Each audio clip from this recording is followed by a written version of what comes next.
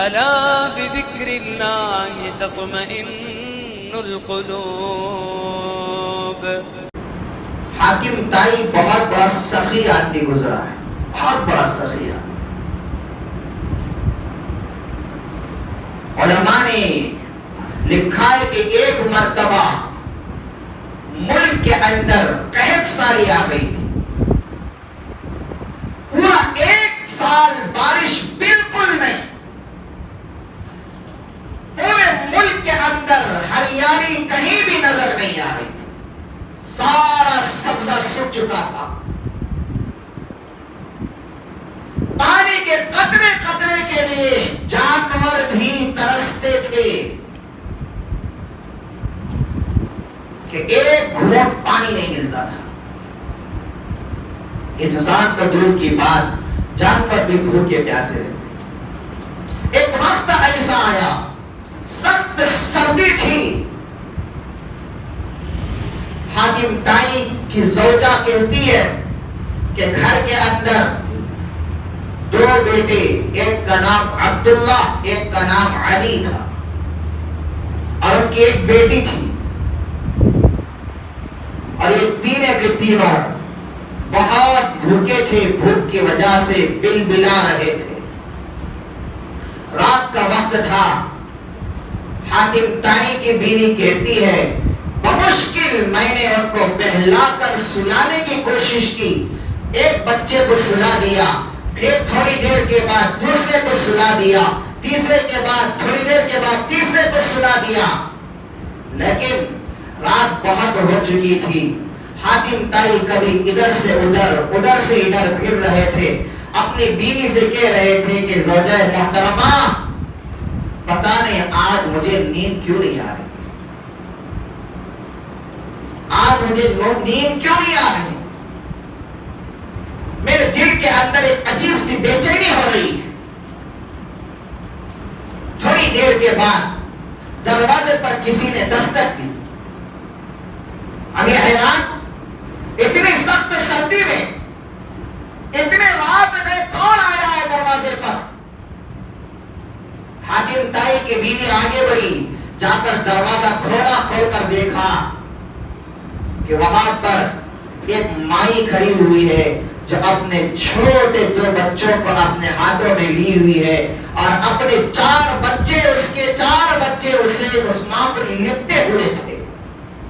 اور بھوک کی وجہ سے وہ بچے ایسے رو رہے تھے، ایسے بلبلا رہے تھے جیسے کہ جانور کے بچے چلاتے ہیں. وہ چھوٹے سے معصوم بچے ماں کے گود کے اندر وہ بلبلا رہے تھے.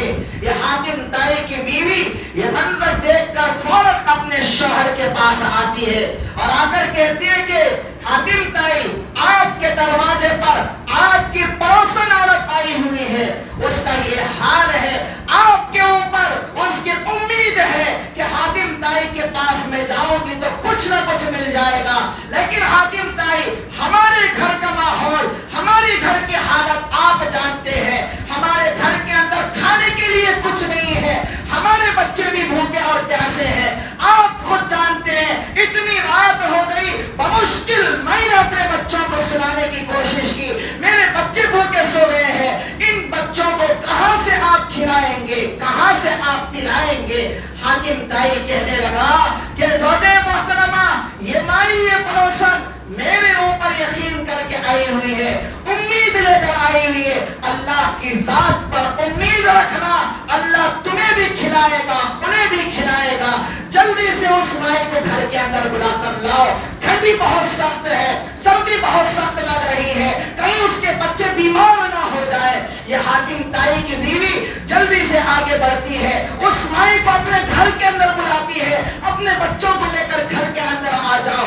دل کے اندر سوچ رہی ہے کھانے کے لیے کچھ نہیں، میرے بچے بھی بھوکے سوئے ہوئے ہیں، اس کے بچے بھی بھوکے ہیں. کوئی چیز اگر ہوتی میں خود بھوکے ہو کر ان کے بچوں کا پیٹ بھر دیتی، اس مائی کو میں کھلا دیتی. لیکن کیا کروں، کوئی چیز نہیں ہے. حاکم تائی سوچنے لگتے ہیں کہ پڑوسن ایک عورت اتنی رات گئی ہوئی ہے، اس کے اوپر بہت بری حالت آئی ہوئی ہوگی. ترس کھایا، فوراً گھر کے باہر جا کر حاکم تائی آگ ایک طرف جلاتا ہے. جس جانور اس کے پاس جو جانور ذبح کیا، آگ جلایا، آگ جب بھڑکنے لگی اس جانور کا چمڑا چھیل کر، اس کا گوشت کاٹ کر، اس آگ میں بھون کر چاقو سے اشارہ کر کے کہتا ہے کہ میرے محترمہ اس گوشت کو لے جاؤ، اس نائی کے پاس رکھ دو اور اس سے کہنا بغیر جھجکے کے، بغیر شرمائے کے پیٹ بھر کر خود بھی کھا لینا، اپنے بچوں کے پیٹ کو بھی بھر دینا۔ وہ گوشت حاتم تائی کی بیوی لے کر جاتی ہے، اس مائی کے سامنے رکھتی ہے، کہتی ہے کہ مائی لو اس کو کھا لو، اس کو کھا لو، اس سے آپ کا پیٹ بھرے گا اور اپنے بچوں کو بھی کھلا دو، ان کا پیٹ بھی بھر جائے گا، ان کی بھوک بھی مٹ جائے گی۔ لیکن حاتم تائی کہتے ہیں کہ مائی اپنی بیوی سے کہتے ہیں کہ زوجہ محترمہ آپ بھی نوش فرما لیں، اپنے بچوں کو بھی اٹھائیں تاکہ اس کی بھوک بھی مٹ جائے۔ لیکن بیوی کہتی ہے حاتم تائی کی، حاتم تائی نے جانور ذبح کیا، اتنی محنت کی، ہم سے زیادہ وہ بھوکا تھا، ہم سے زیادہ وہ بھوکا تھا، سب کو کھلایا لیکن خود بھوکا رہا۔ صبح کے وقت میں جب اس کی بھوک زیادہ ہو گئی، وہ جا کر ٹٹولتا ہے تو ہڈیوں کے علاوہ کوئی ذرہ سا بھی گوشت وہاں پر نہیں تھا۔ دور ایسا تھا، خود بھوکے رہتے تھے لیکن دوسروں کو کھلایا کرتے تھے۔ دور ایسا تھا، خود کا خیال نہیں اپنے پڑوس کا خیال کرتے تھے۔ دور ایسا تھا، گھر کے اندر کچھ پک جاتا اپنے پڑوس کو بھیج دیتے تھے تاکہ وہ بھی کھا لے، بریانی پک جاتی پڑوس کو ضرور بھیجا کرتے تھے۔ لیکن آج کا دور تو فیشن کا دور ہے، آج